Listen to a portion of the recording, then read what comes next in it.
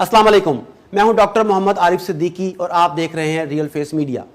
ناظرین، آج میں نبی کریم صلی اللہ علیہ وآلہ وسلم کے معتمد خاص اور قابل ترین شاگرد کا ذکر کرنے جا رہا ہوں۔ نام سیدنا معاذ بن جبل رضی اللہ تعالیٰ عنہ۔ سیدنا معاذ انصار کے قبیلہ بنو خزرج سے تعلق رکھتے تھے۔ ان کے والد کا نام جبل اور دادا کا نام عمر بن اوس تھا۔ بنو جوہینہ کی ہند بنت سہل ان کی والدہ تھیں۔ سیدنا معاذ کی کنیت ابو عبد الرحمن ہے۔ سیدنا معاذ بن جبل نے 18 برس کی عمر میں اسلام قبول کیا۔ وہ ان 73 صحابہ میں شامل تھے جو حج کے موقع پر مکہ گئے اور بیعت عقبہ ثانیہ میں حصہ لیا۔ یہاں سے واپس جا کر انہوں نے اپنے قبیلے بنو سلمہ کے بت توڑ ڈالے۔ عبداللہ بن انیس اور سالبہ بن غنمہ نے ان کا ساتھ دیا۔ بنو سلمہ کے سردار عمر بن جموح نے اپنے گھر میں لکڑی کا ایک بت رکھا ہوا تھا جسے وہ منات کے نام سے پکارتا۔ سیدنا معاذ بن جبل اور ان کے ایک اور ہم نام سیدنا معاذ بن عمر نے منصوبہ بنایا جس کے تحت وہ رات کے وقت عمر بن جموح کے بت کو غلاظت میں پھینک آتے۔ صبح ہوتی تو عمر بن جموح اسے تلاش کر کے لاتا اور دھو کے صاف ستھرا کر کے پھر اس کی جگہ پر رکھ ڈالتا۔ کئی روز عمر بن جموح اسے نکال کر دھوتا رہا اور یہ پھینکتے رہے۔ آخرکار اسلام اور توحید کی حقانیت عمر کے دل میں گھر کر گئی اور وہ مسلمان ہو گئے۔ نبی کریم مدینہ تشریف لائے اور مہاجرین اور انصار میں مواخات قائم فرمائی تو طبقات ابن سعد کے مطابق سیدنا معاذ عبداللہ بن مسعود کے بھائی قرار پائے۔ ابن اسحاق کہتے ہیں کہ جعفر بن ابو طالب ان کے بھائی تھے، مگر ابن ہشام نے ان کی تصحیح کی کہ جعفر اس وقت مدینہ میں نہیں بلکہ سرزمین حبشہ میں موجود تھے اور 7 ہجری کی ابتدا میں فتح خیبر کے موقع پر مدینہ آئے۔ سیدنا معاذ اوائل اسلام میں ہی مبلغ تھے۔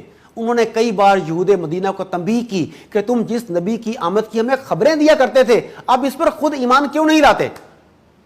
سیدنا معاذ رضی اللہ تعالیٰ عنہ بدر، احد، خندق اور دیگر تمام غزوات میں سیدنا رسول کریم صلی اللہ علیہ وآلہ وسلم کے ساتھ شریک رہے۔ جنگ بدر میں شرکت کے وقت ان کی عمر 21 سال تھی۔ ابن ماجہ کی 1591 نمبر روایت میں ہے کہ غزوہ احد کے بعد نبی کریم صلی اللہ علیہ وآلہ وسلم مدینہ لوٹے تو ہر گلی میں شور بپا تھا۔ معلوم ہوا کہ خواتین انصار اپنے شہداء کا نوحہ کر رہی ہیں تو آپ نے فرمایا حمزہ کے لیے رونے والی کوئی نہیں، یعنی مہاجرین تو نہیں رو رہے بلکہ صبر کر رہے ہیں، لہذا انصار کو بھی نہیں رونا چاہیے۔ یہ سن کر سعد بن معاذ، سعد بن عبادہ، معاذ بن جبل اور عبداللہ بن رواحہ دوڑتے ہوئے اپنے گھروں کو گئے اور عورتوں سے کہا کہ کوئی بیان نہ کرے۔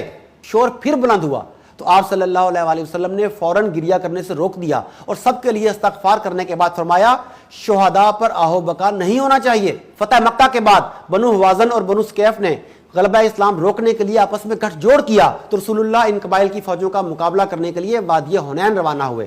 آپ نے عتاب بن اسید کو مکہ کا حاکم مقرر فرمایا اور معاذ بن جبل کو نئے اسلام لانے والوں کو قرآن و اسلام کی تعلیم دینے کا فرض سونپا۔ ناظرین، اس سے معلوم ہوتا ہے کہ نبی کریم صلی اللہ علیہ وآلہ وسلم سیدنا معاذ پر کتنا ٹرسٹ کرتے تھے کہ انہیں تبلیغ کا اہم فریضہ سونپ کر جاتے۔ سیدنا معاذ بن جبل نے غزوہ تبوک میں بھی بھرپور طریقے سے حصہ لیا۔ جب ان کے قبیلے کے ایک شخص نے سیدنا رسول کریم صلی اللہ علیہ وآلہ وسلم کے سامنے غزوہ سے پیچھے رہ جانے والے ایک مخلص صحابی کعب بن مالک رضی اللہ تعالیٰ عنہ کی برائی کی تو بخاری شریف کی 4418 نمبر روایت کے مطابق سیدنا معاذ نے اس شخص کو ڈانٹا اور کہا یا رسول اللہ صلی اللہ علیہ وآلہ وسلم ہم نے تو ان میں بھلائی ہی دیکھی ہے۔ محرم 7 ہجری میں رسالت مآب نے ایرانی شہنشاہ خسرو پرویز کو دین حق کی دعوت دینے کے لیے خط لکھا جو اس نے پڑھے بغیر پھاڑ دیا اور اس نے یمن میں موجود اپنے گورنر بادان کو حکم دیا کہ نئے نبی کو طوق پہنا کر میرے پاس لے آؤ۔ بادان نے اپنے طور پر تحقیق کی تو اسے اسلام کی حقانیت پر یقین آ گیا۔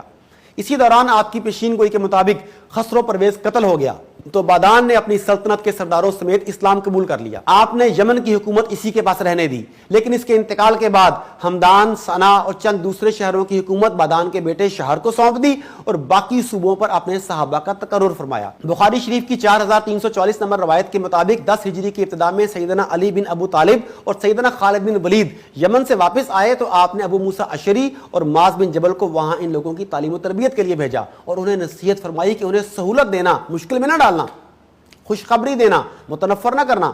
یہ بھی فرمایا کہ ایک دوسرے کی بات ماننا اور جھگڑا نہ کرنا۔ رسول اللہ صلی اللہ علیہ وآلہ وسلم نے یمن کو کئی انتظامی اکائیوں میں تقسیم کیا۔ معاذ بن جبل کو یمن اور حضرموت کے پورے علاقے کا معلم و مبلغ مقرر کیا۔ وہ شہر شہر گھوم کر اپنا کام کرتے۔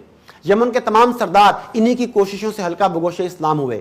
یمن کے تمام عمال اپنے پاس جمع ہونے والے صدقات سیدنا معاذ کو جمع کرواتے۔ یہ ان کے قاضی بھی تھے، یعنی ان کے پاس قضاء اور انصاف کا شعبہ بھی تھا۔ یمن میں اسلامی حکومت مستحکم ہونے کو تھی کہ اسود انسی نے نبوت کا دعویٰ کر دیا۔ 10 ہجری میں پہلے اس نے 700 جنگجو لے کر نجران پر قبضہ کیا، پھر شہر بن بادان کو قتل کر کے صنعا پر تسلط جمایا۔ سیدنا معاذ بن جبل اور ابو موسیٰ اشعری وہاں سے حضرموت پہنچے۔ عمر بن حزم اور خالد بن سعید کو مدینہ کی طرف دوڑایا کہ نبی کریم کو ساری صورتحال بتائیں اور نئے احکامات لے کر آئیں۔ اسی دوران سیدنا معاذ نے وہاں مقامی سطح پر اس جھوٹے نبی کا مقابلہ کرنے کے لیے وہاں بنو بکرا کی ایک عورت سے شادی بھی کر لی، تاکہ نبوت کا جھوٹا دعویٰ کرنے والے اسود انسی کا مقابلہ مقامی سطح پر کیا جا سکے اور اس قبیلے کو ساتھ ملا کر اس کا کلا کما کیا جا سکے۔ اسی دوران نبی اکرم نے معاذ اور دوسرے عمال کو خط تحریر فرمایا کہ اس جھوٹے نبی کا مقابلہ کیا جائے۔ اسی اثناء میں کسی نہ کسی طرح مختلف کوششوں سے اسود کا کمانڈر قیس بن عبد غوث اور اس کے وزراء فیروز دیلمی اور ددویا مسلمانوں کے ساتھ مل گئے۔ رات کے اندھیرے میں فیروز اسود کے محل میں گھسا۔ شہر بن سعدان کی بیوہ نے، جو اب اسود کی بیوی تھی، اس کی مدد کی۔ دو بدو مقابلے میں فیروز نے پہلے اسود کی گردن مروڑی، صبح ہوئی تو اس کا سر کاٹ کر قلعے سے باہر پھینک دیا۔ جھوٹے نبی کی فوج نے شکست کھائی اور مسلم عمال اپنے مناصب پر بحال ہوئے۔ اس موقع پر سب نے معاذ بن جبل کی امامت پر اتفاق کیا۔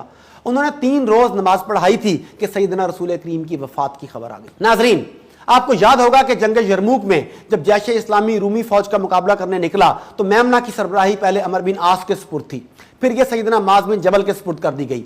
سیدنا معاذ نے سپاہیوں کو جہاد کی ترغیب دیتے ہوئے کہا، اے قرآن کے ماننے والو، حق اور انصاف کے لیے اپنی جانیں نچھاور کرنے والو، اللہ کی رحمت اور جنت محض آرزوؤں کے بل پر حاصل نہیں کی جا سکتی، سچ کہنے اور سچ کر دکھانے والوں کو اللہ یہ عطا کرے گا۔